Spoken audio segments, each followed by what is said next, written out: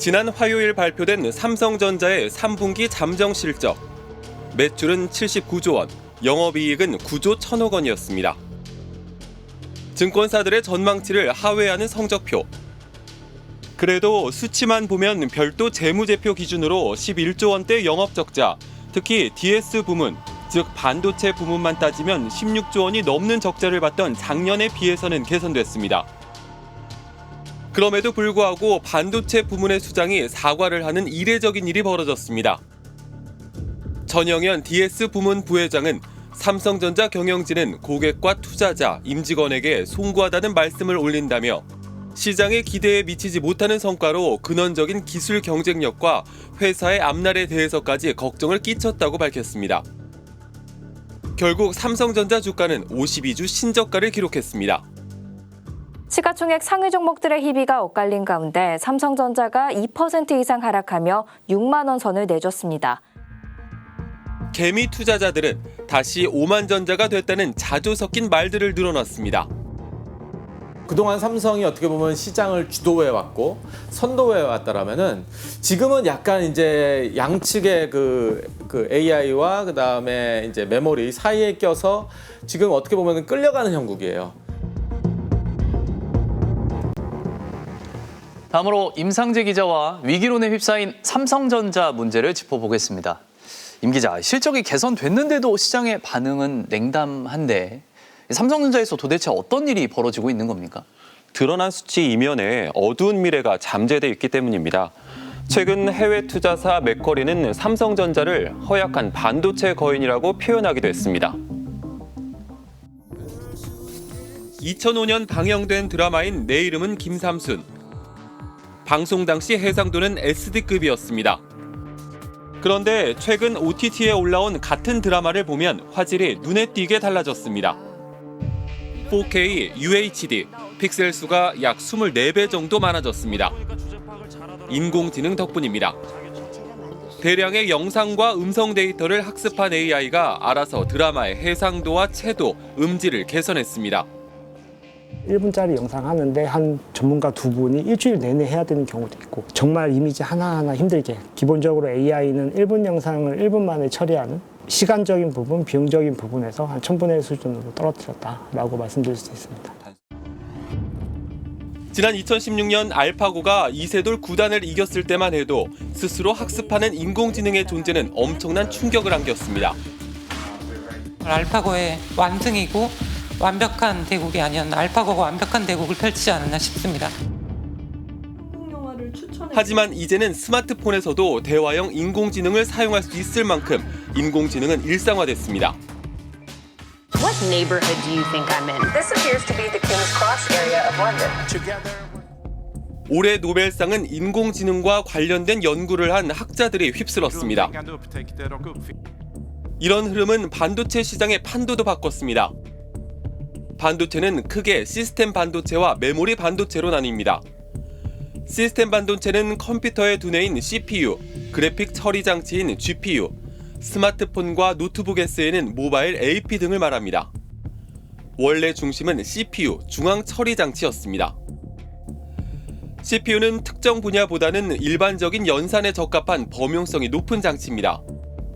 그런데 많은 양의 데이터가 담긴 영상을 처리하는 데 특화된 그래픽 처리 장치, 즉 GPU가 대량의 데이터를 학습해야 하는 인공지능과 궁합이 잘 맞으면서 시스템 반도체의 무게중심이 GPU로 쏠리기 시작했습니다. 요즘 AI 가속기에 들어가는 GPU 같은 이런 제품입니다. 그래서 AI 가속기라는 것은 최근에 AI가 좀 버블이라는 말은 있긴 하지만 AI의 그 기술적인 전환으로 우리의 모든 산업이 바뀌는 것을 막을 수가 없어요. 2022년 43조 원 수준이던 세계 AI 반도체 시장 규모는 2030년 158조 원으로 8년 만에 4배 가까이 성장할 것으로 전망됩니다. CPU의 최강자였던 인텔이 최근 매각설이 나올 만큼 어려움을 겪고 있고 GPU 업체인 엔비디아가 급부상한 것도 이 같은 이유 때문입니다. 그런데 시스템 반도체보다는 데이터를 저장하는 메모리 반도체가 주력인 삼성전자는 왜 어려움을 겪고 있는 걸까? AI 반도체가 제 성능을 발휘하기 위해선 GPU의 연산 속도에 발맞춰 빠르게 데이터를 저장하고 꺼내주는 메모리 반도체가 필수입니다. 기존 D램과는 구조가 다른 고대 역폭 메모리, 바로 HBM입니다. HBM 시장 전체의 점유율은 SK 하이닉스 53%, 삼성전자 38%로 큰 차이가 없어 보이지만 AI 반도체 1위 기업 엔비디아의 HBM을 납품하는 업체는 SK 하이닉스와 업계 3위 마이크론입니다. 삼성전자의 HBM은 아직도 엔비디아의 품질 테스트를 받는 중입니다.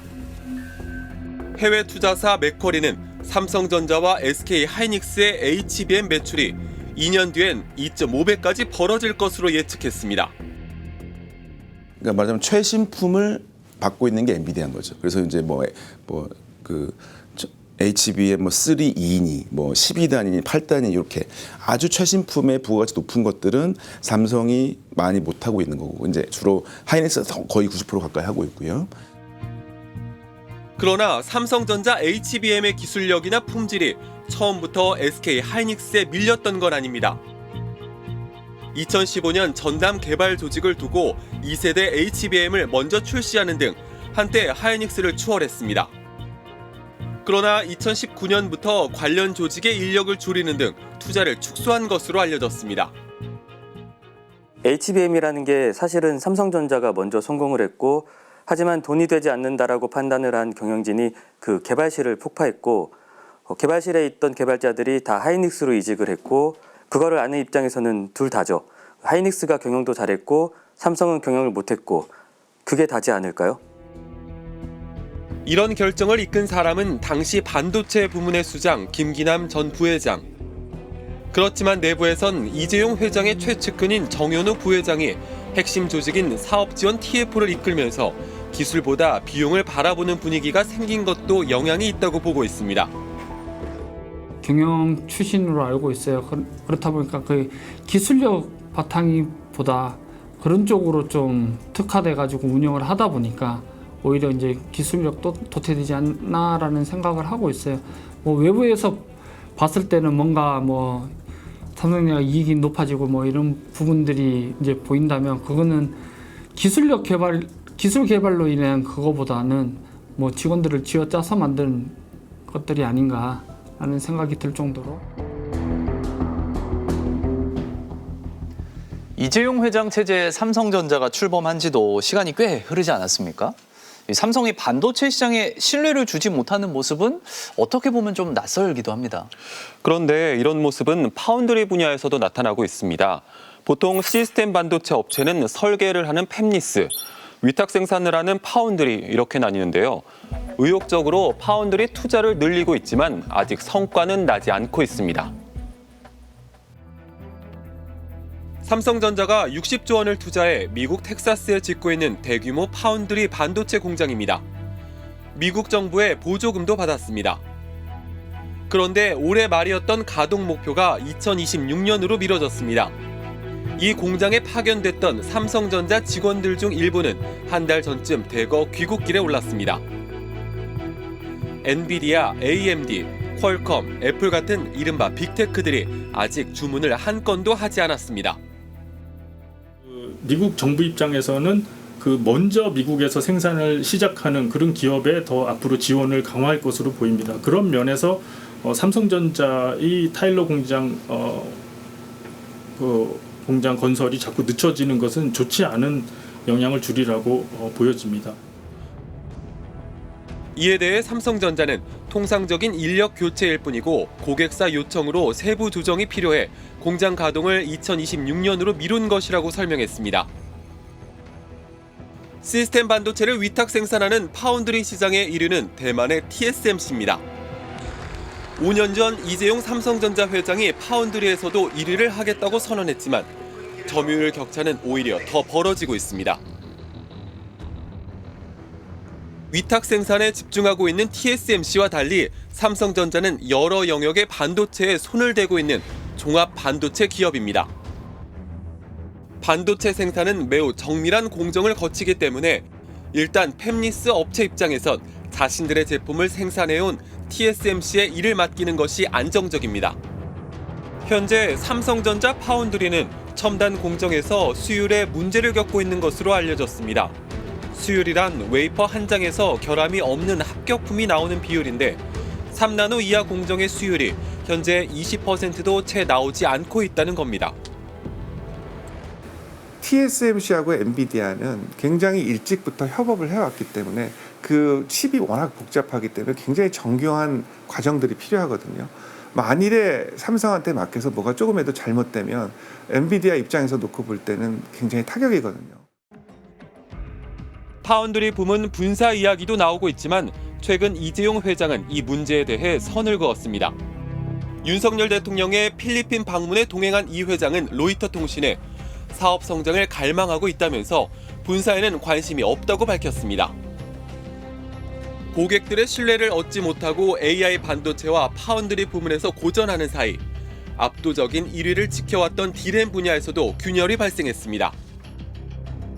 SK하이닉스가 지난 8월 삼성전자보다 빨리 10나노급 6세대 D램 개발을 완료했습니다. TSMC하고 경쟁에서도 지금 따라잡아야 되니까 D램은 또 우수한 인력들을 파운드리 쪽으로 또 빼버리니까 D램에 또 R&D 능력이 떨어지는 거죠. R&D 능력이. 그래서 이제 이런 일이 벌어졌다고 다들 분석을 합니다. 이렇게 길을 찾지 못하고 있는 모습에 삼성전자 내부의 불안감은 커지고 있습니다. 그 방향성이 확실하게 우리는 A라는 곳으로 가고 있고 A라는 곳에서 이러한 꼴을 가지고 오래 갈 거다라는 걸 보여주고 그거에 대해서 앞으로 우리가 어떻게 하면 좋겠다라고 확실한 디렉션을 주면 좋은데 그거를 직원들한테 되게 좀 확실하게 보여주지 않고 있어서 여기에 최근엔 반도체 연구소를 개편해 연구개발 인력을 사업부로 배치한다는 소문까지 퍼졌습니다. 직원들에게 절박함을 가지고 노력해달라는 경영진의 호소는 냉소를 낳고 있습니다. 근데 내부 커뮤니티에서 나오는 글들을 봤을 때는 직원들은 소통을 하겠다고 하지만 소통을 할 생각이 전혀 없다라고 받아들이고 있는 건 확실합니다. 초격차를 지향했고 인재 중심의 그런 경영을 했던 회사인데 인재 중심보다는 원가 절감 방식을 택했고 졸업과 동시에 삼성전자 취업이 보장되는 주요 대학의 계약학과에서 지난 한 해만 24명이 학교를 그만뒀습니다. 미국의 반도체 패권 전쟁도 미래를 불확실하게 만들고 있습니다. 어쩌면 그동안 삼성이 겪었던 총수 일가의 사법 리스크보다 더 큰 리스크가 앞에서 도사리고 있는 건지도 모릅니다.